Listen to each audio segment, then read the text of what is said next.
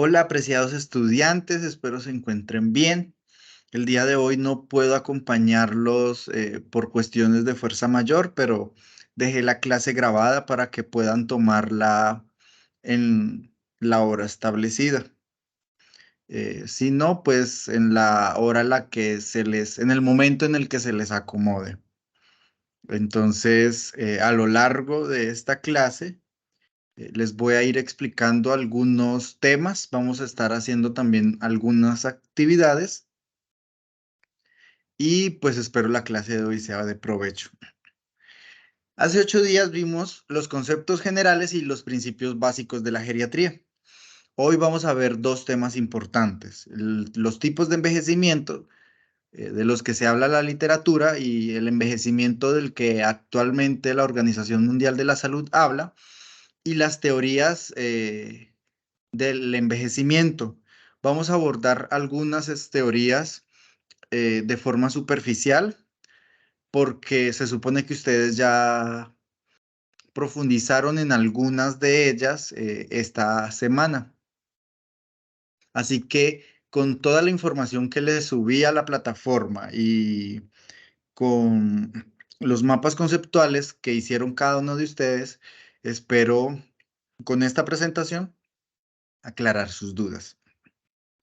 Hace 8 días vimos los principios o los conceptos básicos de la geriatría y vimos que la geriatría es la rama de la salud que se dedica a estudiar enfermedades que aquejan a las personas adultas mayores y su cuidado.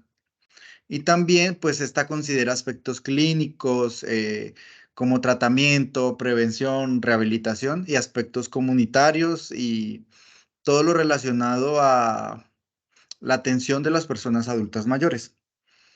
Aprendimos que el objetivo principal de la geriatría es lograr el mantenimiento o la recuperación funcional de las personas adultas mayores para conseguir el nivel máximo de autonomía e independencia, que siempre va a ser el objetivo.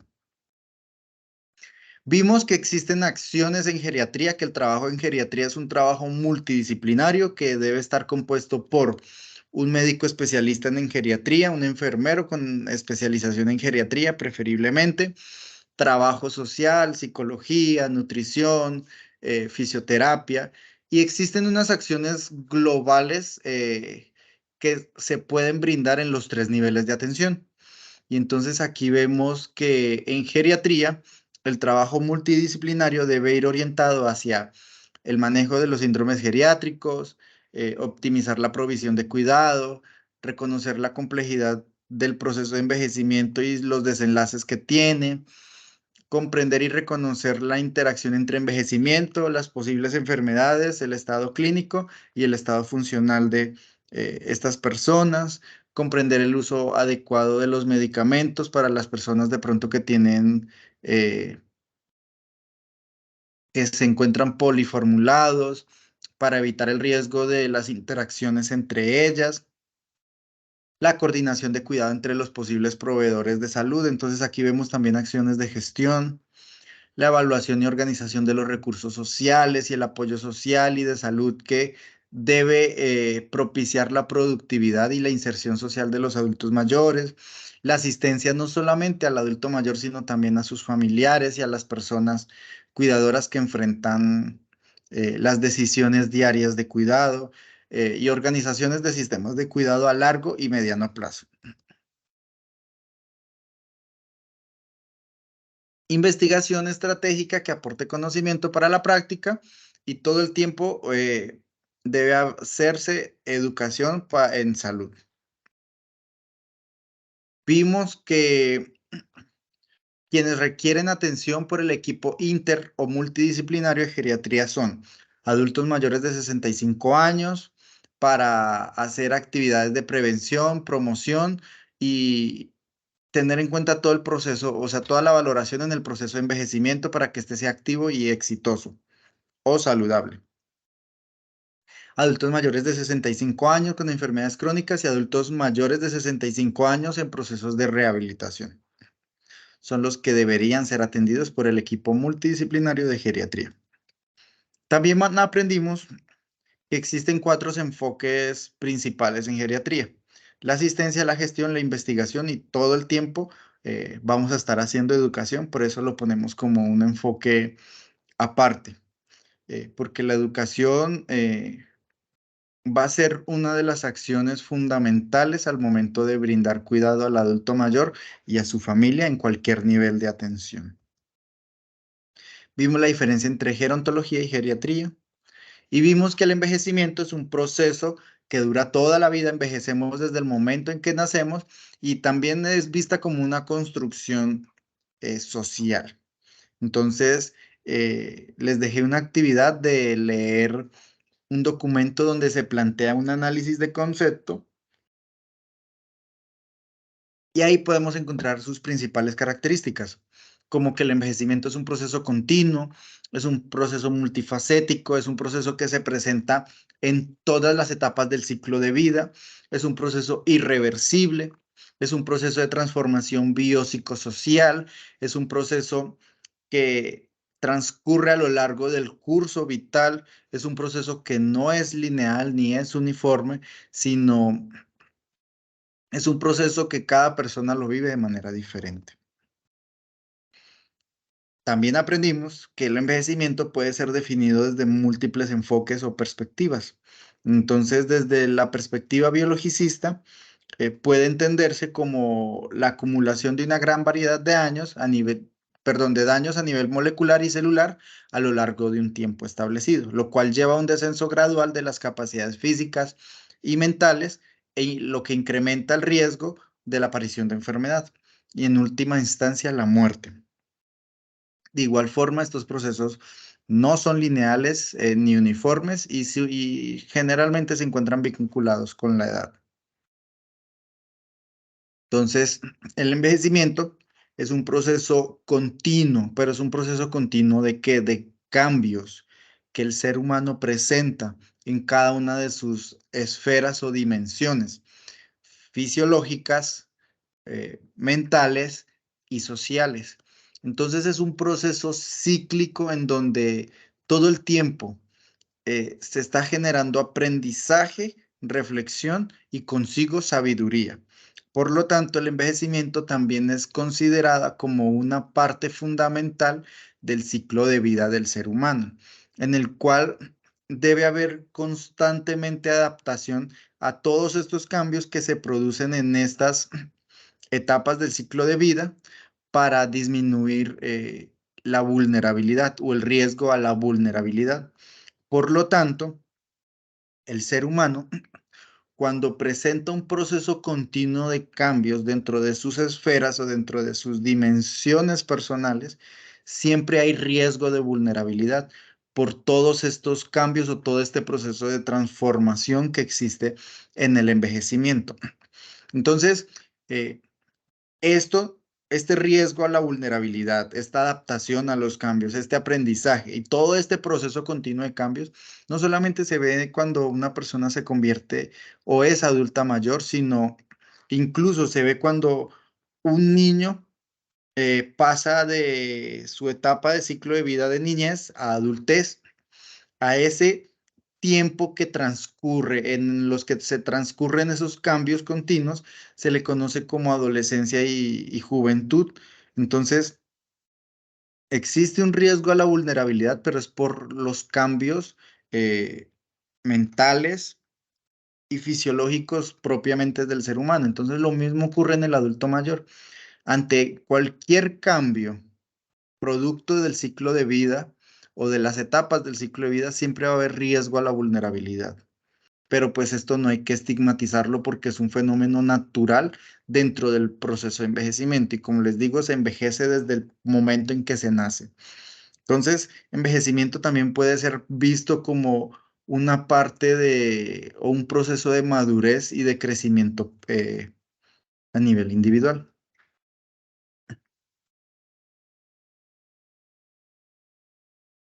Existen prácticamente o básicamente cuatro tipos de envejecimiento. Está el envejecimiento ideal, está el envejecimiento activo, está el envejecimiento habitual y está el envejecimiento patológico. A continuación los vamos a ver. El envejecimiento habitual, perdón, ideal es el que se produce en los adultos mayores que son completamente capaces o tienen la funcionalidad completa para realizar las actividades básicas e instrumentales de la vida diaria. Generalmente no se les ha diagnosticado a estas personas ninguna enfermedad crónica o solamente tienen una recientemente diagnosticadas y su estado físico es muy bueno. No presentan deterioro cognitivo aún y llevan un estilo de vida positivo y muy activo. Eh, Sus factores de riesgo son más los factores protectores los que tienen que los factores de riesgo que llevan. Entonces, cuando hablamos de envejecimiento ideal, hacemos mención a un proceso en el que la persona adulta mayor conserva un estado de bienestar físico, mental y social eh, óptimo. Esto implica que su salud física, mental, es muy buena y mantiene sus relaciones sociales de forma significativa. Tiene una vida activa y muy satisfactoria. En el envejecimiento activo es un proceso en donde los adultos mayores ya se les ha diagnosticado alguna enfermedad crónica, pero casi no presentan dificultades en las actividades de la vida diaria. Su estado de salud es bueno. No presentan deterioro cognitivo funcional todavía de forma avanzada y sus factores de riesgo suelen ser bajos. Entonces, el envejecimiento activo se vive cuando la persona tiene una enfermedad crónica, pero lo compensa con los estilos de vida que lleve. Entonces, cuando hablamos de envejecimiento activo, hablamos de un proceso que implica optimizar las oportunidades para la salud, la participación y la seguridad con el objetivo de mejorar la calidad de vida a medida que la persona envejece. Se centra en mantener un estilo de vida saludable, fomentando la participación social, el aprendizaje continuo y la actividad física. O sea, las personas que viven un envejecimiento activo pueden tener enfermedades crónicas, pero eh, presentan adherencias al tratamiento y llevan un estilo de vida activo y socialmente son muy participativos. Existe el envejecimiento habitual y se presenta en personas que presentan más de una enfermedad crónica. Su condición de salud suele ser regular y tienen una ligera incapacidad funcional que todavía no causa dependencia, pero su capacidad funcional es levemente dependiente. Pueden presentar deterioro cognitivo, pero suele ser muy ligero o no estar presente. Y sus factores de riesgo son bajos o medianos. Entonces, cuando una persona presenta un envejecimiento habitual, es una persona que tiene una capacidad de vivir en un entorno que satisface sus necesidades físicas, sociales y emocionales, pero ya existen enfermedades crónicas y existen factores de riesgo que pueden imposibilitar la adherencia completa al tratamiento para el manejo de estas enfermedades. Tienen entornos accesibles y seguros y generalmente se encuentran adaptados a las necesidades que tienen. Y encontramos un cuarto tipo de envejecimiento que es el envejecimiento patológico. Este se encuentra asociado al desarrollo de múltiples enfermedades crónicas, como un tipo bola de nieve. Generalmente estas enfermedades crónicas suelen generar discapacidades severas, en donde son completamente dependientes o el nivel de dependencia es moderado o severo y presentan deterioro cognitivo significativamente mayor. Su calidad de vida se ve un poco disminuida y todo este conjunto de problemas pues limitan su capacidad para llevar una vida completamente independiente y satisfactoria. Los adultos mayores que presentan un envejecimiento patológico son personas que presentan una mala condición en su estado de salud, tienen deterioro cognitivo, tienen múltiples enfermedades crónicas, las cuales se afectan entre ellas mismas y poseen altos factores de riesgo. No llevan estilos de vida muy activos o su participación social no es muy asertiva o activa. Entonces son personas que las dimensiones del ser las encuentra afectadas por todas estas condiciones de cronicidad que tienen. Entonces, en este grupo generalmente se encuentran adultos mayores cuya sobrevivencia depende de terceros, porque su nivel de dependencia es alto. La Organización Mundial de la Salud habla de un quinto tipo de envejecimiento y lo establece como envejecimiento saludable y lo define así tal cual. Es el proceso de desarrollo y mantenimiento de las capacidades funcionales que permite bienestar en edades avanzadas. También lo define como el proceso de fomentar y mantener la capacidad funcional que permite el bienestar en la vejez. Entonces se habla de envejecimiento saludable, no tanto a la cantidad de enfermedades crónicas que tenga o a los factores de riesgo que presente, sino a la capacidad de mantener valga la redundancia, su capacidad funcional para permitir bienestar.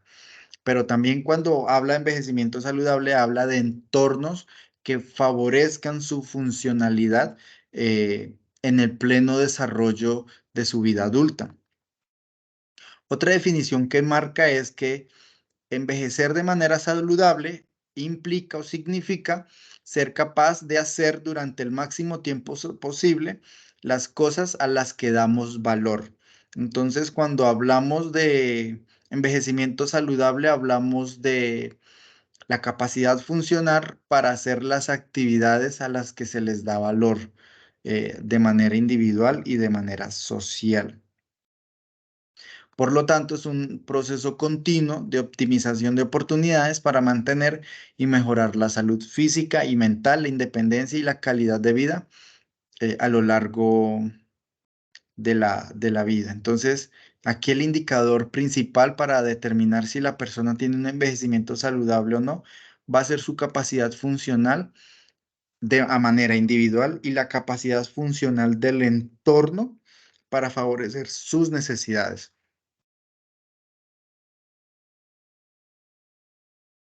Por lo tanto, podemos tener un adulto mayor con algunas patologías crónicas, tal vez algunos factores de riesgo, pero si todavía tiene la capacidad funcional para generar, para hacer las cosas a las que se les da valor, es un envejecimiento saludable. Si el entorno protege a este adulto mayor, es un envejecimiento saludable. Si él puede llevar una vida activa pese a sus enfermedades o incluso pese a las mismas limitaciones, es un envejecimiento saludable.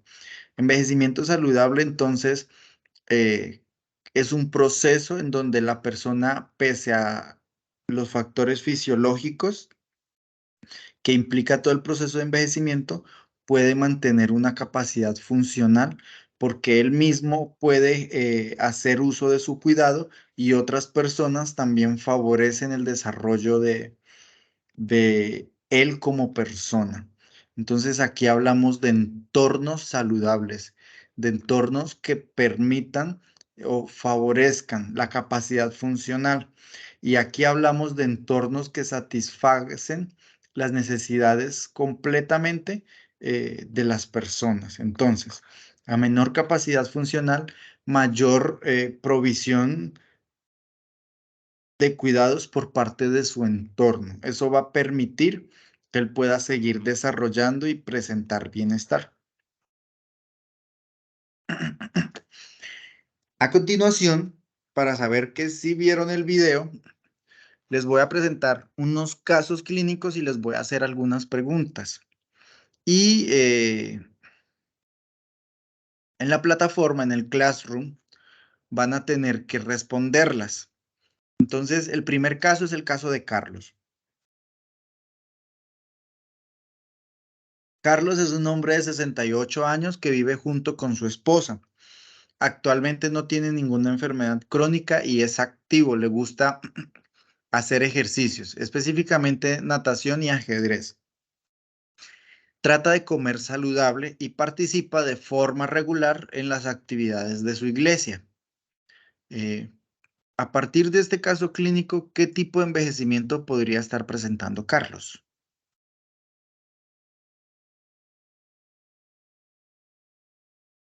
Ideal, activo, habitual o patológico.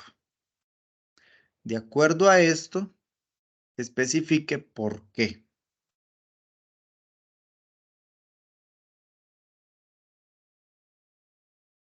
Vamos con el segundo caso. El caso de José Ángel.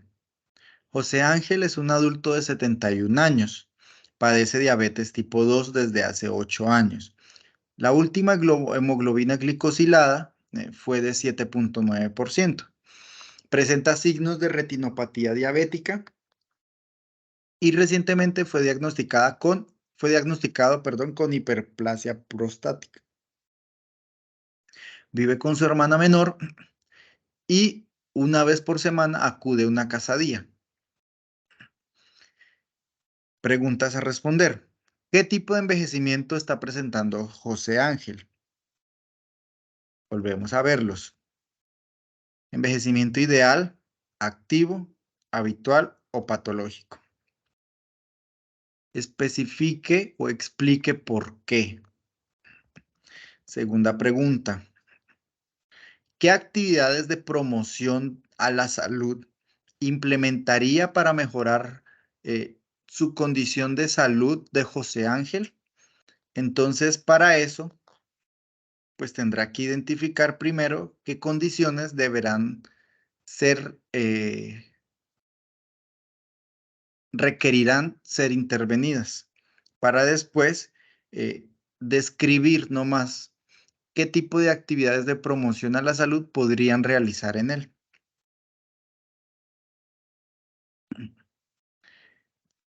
Y el tercer caso es el caso de María. María es una mujer de 67 años, con mastectomía total derecha, de hace 5 años.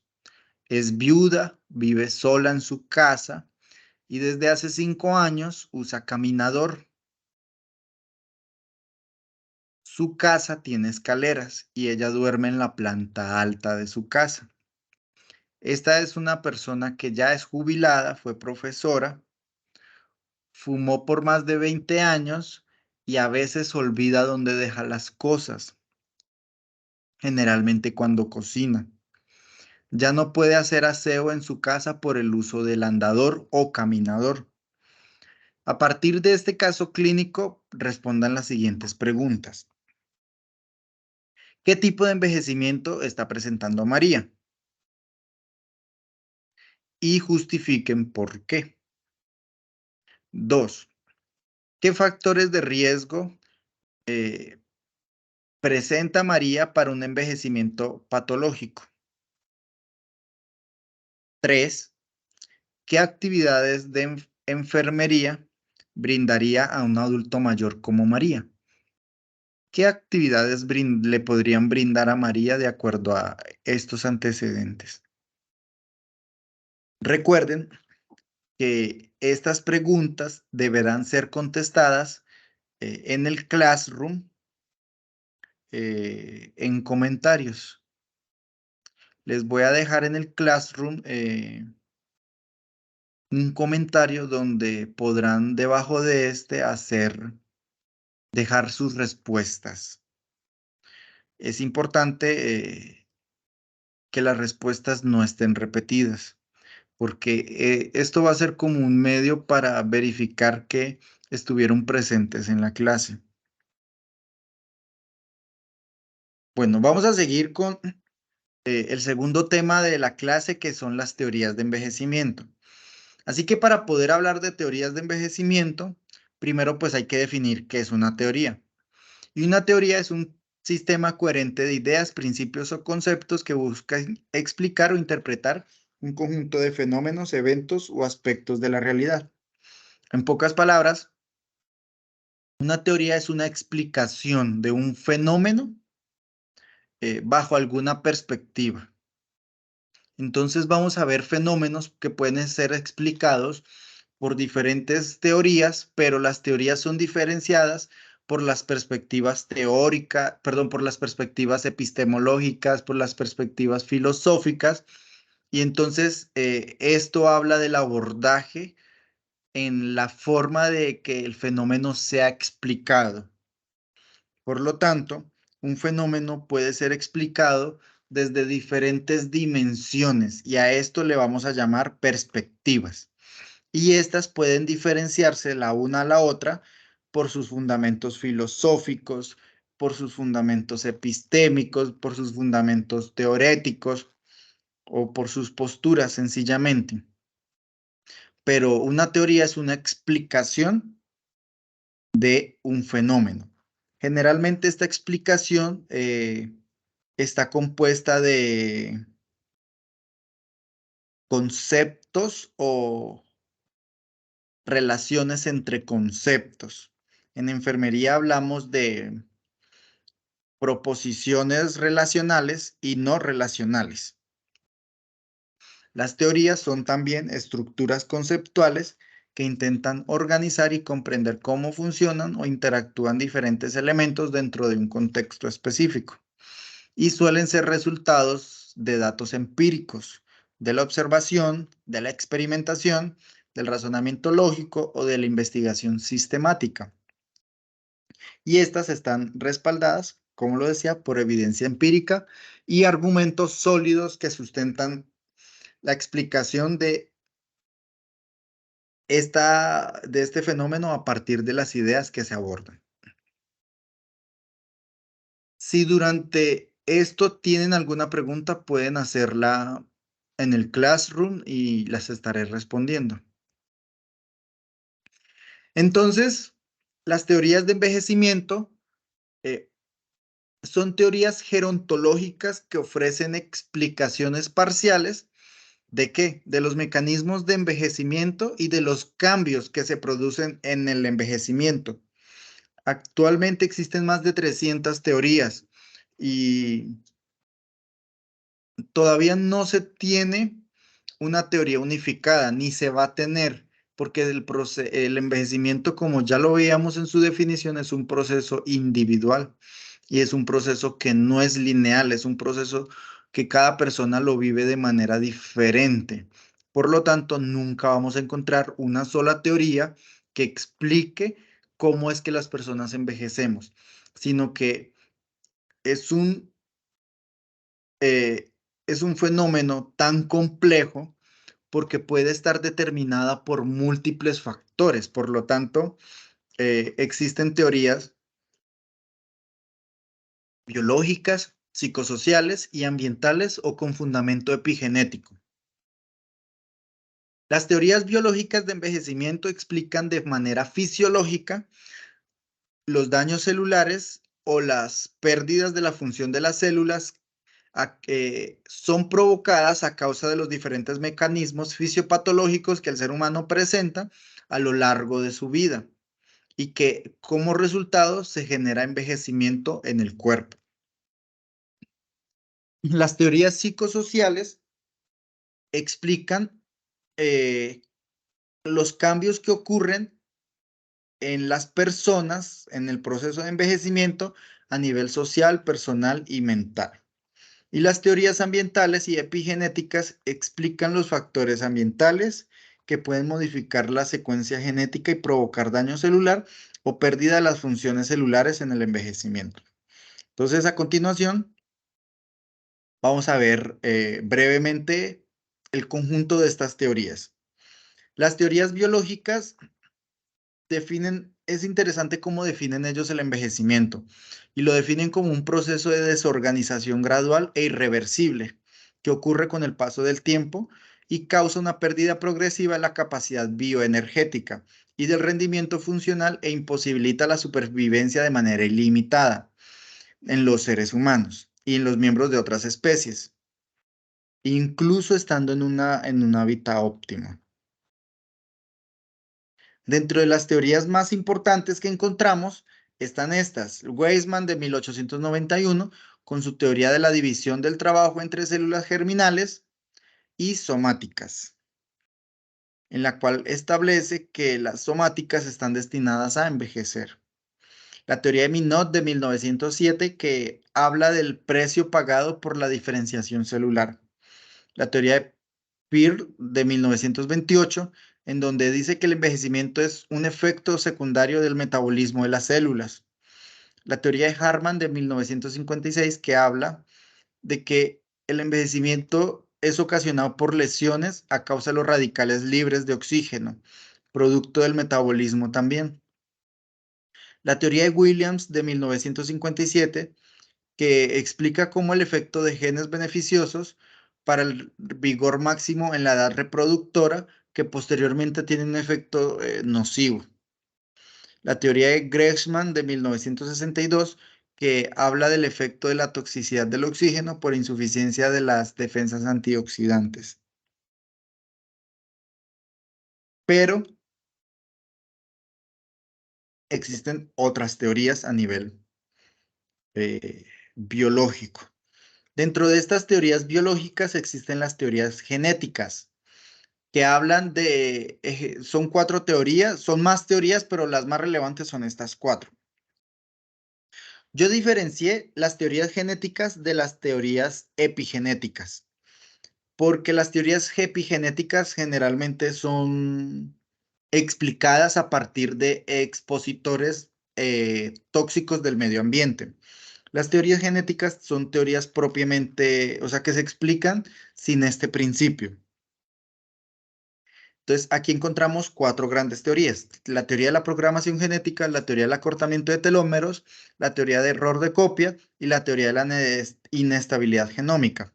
La teoría de la programación genética indica que cada organismo tiene un programa genético que determina su vida útil, y después de cierto año, este es encendido o es programado, y que a partir de ahí empieza el proceso de envejecimiento de forma acelerada. Entonces, a medida que envejecemos, se activan estos genes específicos que conducen al deterioro y después a la muerte. Por lo tanto, esta teoría fundamenta de que el ser humano está predestinado y está diseñado para vivir un cierto número de años, y esto lo va a determinar sus genes. La teoría del acortamiento de telómeros indica que los telómeros son estructuras protectoras en los extremos de los cromosomas, que se acortan con cada división celular. Por lo tanto, esta teoría sostiene que a medida que los telómeros se acortan con el tiempo, las células van envejeciendo, producto de la división celular, y eventualmente dejan de replicarse, construyendo el envejecimiento y la muerte celular. La teoría de los errores de copia indica que a lo largo de la vida y durante la replicación del ADN se acumulan errores en la copia de información genética, provocando así mutaciones. Estos errores o mutaciones pueden ocasionar disfunción a nivel celular y contribuye al envejecimiento y a la aparición de enfermedades relacionadas con la edad.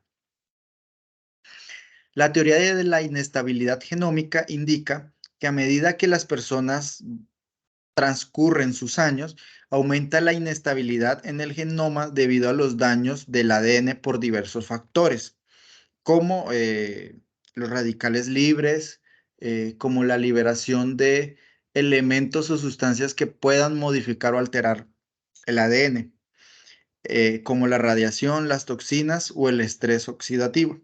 Estos daños pueden afectar la capacidad de las células para funcionar correctamente, acelerando el proceso de envejecimiento.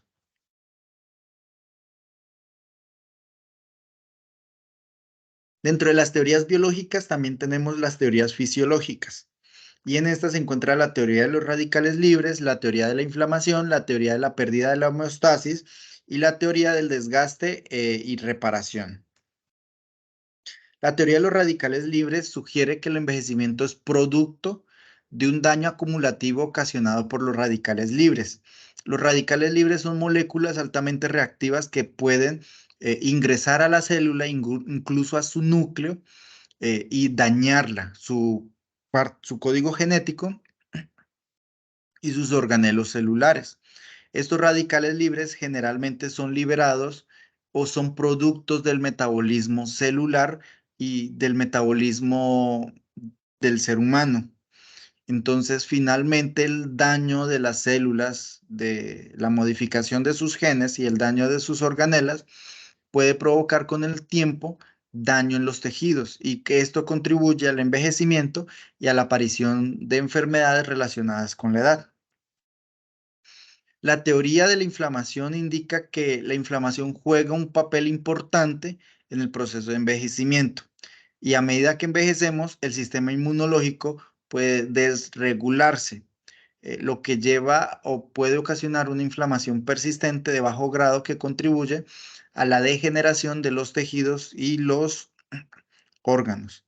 De esta teoría hay otras teorías como la teoría inmunológica, en donde también utiliza los mismos principios y establece que el sistema inmune por múltiples factores puede desregularse y empezar a atacar el cuerpo, lo que produce deterioro y acelera el proceso de envejecimiento. Otra de las teorías que encontramos es la teoría de la pérdida de la homeostasis, en donde se indica que con la edad los sistemas biológicos del cuerpo pierden la capacidad para mantener la homeostasis o el equilibrio entre las funciones que ejercen. Y esto es debido a la disminución de la eficiencia de los mecanismos reguladores, lo que conduce a mayor vulnerabilidad frente a algunas enfermedades y cambios en la función de los órganos y de los tejidos. Encontramos también la teoría del desgaste y de la reparación, en donde indica que el proceso de envejecimiento es producto al desgaste progresivo de los tejidos y los órganos del cuerpo, producto de muchos años de uso o producto del uso en un largo tiempo. Entonces, a pesar de que existen diferentes mecanismos de reparación, toda esta acumulación de daños a nivel intracelular y extracelular lleva a una disminución de la capacidad para reparar y esto pues contribuye a un deterioro del cuerpo, el cual va a irse incrementando a medida que pase la enfermedad. Estas teorías biológicas explican o son utilizadas como principios para la explicación de múltiples enfermedades. Como les digo, todavía no se puede llegar a una teoría unificada de cómo se produce el envejecimiento o por qué se produce el envejecimiento, pero estas teorías sí dan un acercamiento a explicar cómo ocurre el envejecimiento desde diferentes perspectivas. Entonces, para las personas que tienen factores de riesgo genético, pueden envejecer prematuramente porque tienen factores de riesgo genéticos o tienen enfermedades de origen genética que puede incrementar el daño sistémico y multiorgánico del cuerpo, lo que acelera su envejecimiento. Lo mismo a nivel fisiológico. Hay factores de riesgos propiamente fisiológicos que pueden incrementar o acelerar el envejecimiento. Entonces, estas teorías explican el envejecimiento desde diferentes posturas. Por lo tanto, todas las teorías no van a aplicar a las mismas personas, sino que, ejemplo, una persona con enfermedades autoinmunes, eh, su proceso de envejecimiento podría ser explicado a través de una teoría de la inflamación o a través de la teoría de envejecimiento inmunológico. Entonces, esto no quiere decir que esta persona va a envejecer solamente por este factor, sino que ya tiene un factor que puede acelerar su proceso de envejecimiento. Entonces, estas teorías sencillamente explican desde una postura biologicista cómo se puede dar el envejecimiento en este cuerpo con estos factores de riesgo. Y para esto sirven las teorías de envejecimiento. Existen las teorías psicosociales que, como ya les explicaba anteriormente, explica cómo funciona el cuerpo a partir de, perdón, las teorías psicosociales explican todos los cambios que ocurre a nivel psicológico y a nivel social en los adultos mayores.